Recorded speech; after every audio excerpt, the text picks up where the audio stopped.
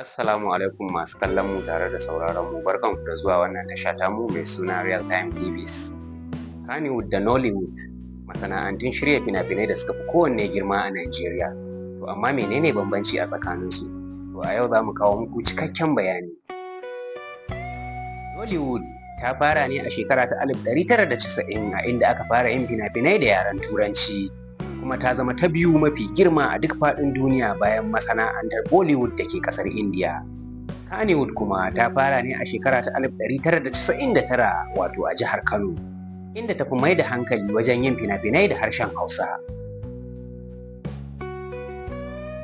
Nollywood sun fi mai da hankali wajen yin fina-finansu da yaren Turanci ko kuma Pidgin English, sannan kuma sun fi nuna al'adu na kudancin Najeriya.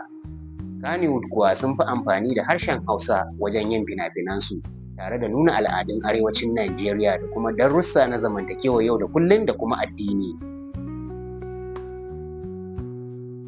Nollywood ta samar da manya-manyan jarumai kamar su Ramsey Noah da kuma Funke Akindele.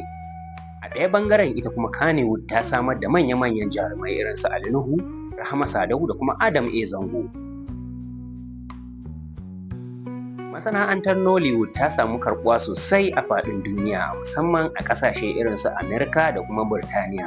Kannywood kuma ta samu karɓuwa sosai a arewacin Najeriya da kuma ƙasashe irin su Nijar, Ghana da kuma sauran ƙasashe da ake jin yaren Hausa.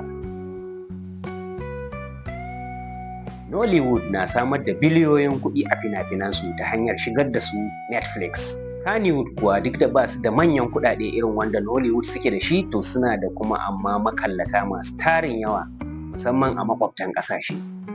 Dukkaninsu wakilai ne ga ƙasa Najeriya wajen yaɗawa tare da bayyana wa duniya irin al'adun da suke a cikin ƙasa Najeriya. To amma a ra'ayinku fa, wace masana'anta ce ta fi tasiri a rayuwarku? Taimaka ku rubuta mana a comment section. Mun gode.